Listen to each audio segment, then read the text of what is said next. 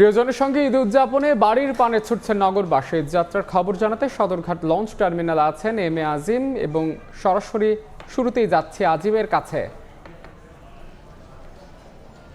ঈদের জন্য আজ শেষ কর্মদিবস ছিল এবং আজকের পর কালকে থেকে কিন্তু আসলে ঈদের যে ছুটি সেটি শুরু হবে এবং আজকে শেষ কর্মদিবসে আসলে কাজ শেষ করেই বলা চলে যারা নারীর টানে বাড়ি ফিরবেন তাদের যে ঘরমুখী যে যাত্রা, সেই যাত্রাটি কিন্তু আমরা দেখতে পাচ্ছি।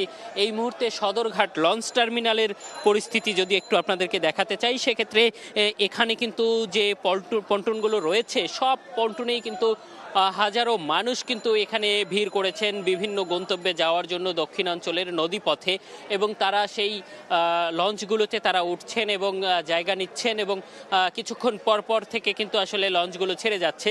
দক্ষিণাঞ্চলের যে রুটগুলোতে আসলে বিকেল থেকে লঞ্চগুলো ছাড়ে সেগুলো কিন্তু বৃষ্টি বিড়ম্বনায় বলা চলে যে কিছুটা বিলম্ব হতে পারে আজকে, কারণ আমরা দেখেছি কিছুক্ষণ আগে বিআইডব্লিউটিএ থেকে ঘোষণা করা হয়েছে মাইকিং করে যে এই যে আবহাওয়া এবং ঝোড়ো বৃষ্টির একটি সম্ভাবনা তৈরি হয়েছে, এই সম্ভাবনায় যাতে এই মুহূর্তে কোনো লঞ্চ এখান থেকে না ছেড়ে যায়। এবং আরও একটি কারণ তারা বলছেন যে অনেকেই কিন্তু এই বৃষ্টির কারণে আসলে নির্ধারিত সময়ে আসলে সদরঘাট লঞ্চ টার্মিনালে এসে আসলে পৌঁছাতে পারছেন না, যার ফলে লঞ্চগুলোকে যে নির্ধারিত যে সময় বেঁধে দেওয়া হয়েছিল সেই সময় থেকে বিলম্ব করে ছাড়ার জন্য তারা বলছেন। এবং আমরা দেখেছি যে অনেকেই কিন্তু এখানে আসছেন বৃষ্টি ভিজে, এবং এখানে এসেও যে আসলে তুমুল যে বৃষ্টি সেই কারণে কিন্তু আসলে অনেকক্ষণ ধরে লঞ্চে উঠতে পারছিলেন না, এবং বৃষ্টি কিছুটা কমে আসায় এখন কিন্তু আমরা দেখছি যে লঞ্চগুলোতে তারা যাত্রীরা উঠছেন এবং পন্টনে আপনারা দেখতে পাচ্ছেন যে আসলে যাত্রীদের অসংখ্য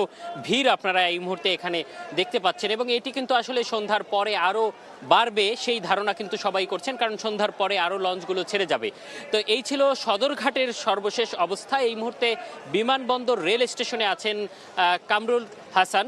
আমরা রেল যাত্রার খবর জানতে আমরা চলে যাচ্ছি তার কাছে।